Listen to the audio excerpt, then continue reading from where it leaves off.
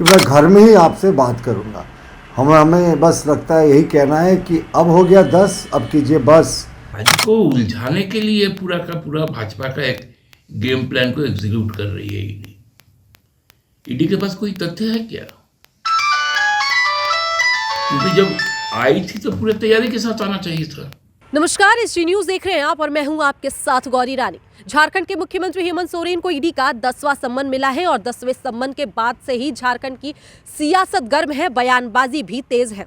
एक तरफ जहां जेएमएम सीधे तौर पर निशाना साधते हुए कह रहा है कि ईडी के मार्फत बीजेपी हेमंत सरकार को अस्थिर करना चाहती है, यही वजह है कि ईडी लगातार मुख्यमंत्री को सम्मन भेज रही है, जबकि मुख्यमंत्री ने स्पष्ट अपने पत्र में ईडी को यह बता दिया है कि वो 31 मार्च तक व्यस्त हैं। तो ऐसे में 31 मार्च के बाद ही वो ईडी के जांच में सहयोग करेंगे, लेकिन फिर भी ईडी मुख्यमंत्री को सम्मन कर रही है। तो वहीं जेएमएम के इस बयान पर पलटवार करते हुए बीजेपी कह रहा है कि जेएमएम सिर्फ इसे राजनीतिक मुद्दा बना रही है। अगर मुख्यमंत्री ने कोई गलती नहीं की है तो उन्हें डरना नहीं चाहिए और ईडी के जांच में सहयोग करना चाहिए। हमारे साथ इस वक्त इसी मुद्दे को लेकर के बात करने के लिए जेएमएम के वरिष्ठ नेता सुप्रियो भट्टाचार्य और बीजेपी के वरिष्ठ नेता और प्रवक्ता प्रतुलनाथ शाहदेव हैं। क्या कुछ कह रहे हैं इस ईडी सम्मन को लेकर, सुनिए। सर, मुख्यमंत्री को ईडी ने 10वां सम्मन भेजा है। वो बता रहे हैं कि वो 31 मार्च तक फ्री नहीं है। तो वहीं जेएमएम कह रही है कि झारखंड में जो वर्तमान सरकार चल रही है इसे अस्थिर करने की साजिश बीजेपी की, और यही वजह है कि ईडी बार बार सम्मन कर रही है। 5 दिन में तुरंत सम्मन भेजना कहीं से भी जायज है। देखिए, अब ये क्रिमिनल इन्वेस्टिगेशन है। मुख्यमंत्री इसे ज़बरदस्ती राजनीतिक मुद्दा बनाने की कोशिश कर रहा है। ये ज़मीन का, सेना की ज़मीन को निजी लोगों को बेच देने का मामला है और ये पहले भी स्पष्ट हो चुका है।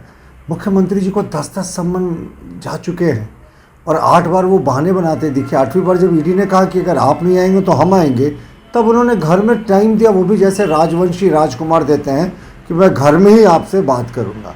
हमें बस लगता है यही कहना है कि अब हो गया 10, अब कीजिए बस। कितना मुख्यमंत्री जी कानून से भागते रहिएगा। अब तो आप हमारे माननीय मुख्यमंत्री से कानून से भगोड़े के रूप में ज़्यादा लोगों को दिख रहे हैं और हमारा मानना है कि अगर आपने कोई गलती नहीं की तो भाग क्यों रहे हैं, और ये हेमंत भाग का खेल कब तक चलेगा। अब मुझे लगता है कि आपके क़यामत की रात आ गई है, जहां ईश्वर गुनाहों का और पुण्यों का फैसला करता है। पुण्य आपके खाते में कितने हैं ये तो आप ही बेहतर समझ सकते हैं, गुनाहों के लिए बता ज़रूर सकते हैं। मुझे लगता है अगर आपने 10वीं बार सम्मन को कोऑपरेट नहीं किया तो ईडी को भी अब चाहिए कि अब वो कार्रवाई करे। सम्मन का खेल बहुत हो गया। जो ईडी ने जवाब दिया, जो मुख्यमंत्री ने जवाब दिया था कि जो पूछताछ के लिए ज़्यादा डिले नहीं, अब मुख्यमंत्री बताए या फिर हम अब स्थान और प्लेस तय करेंगे।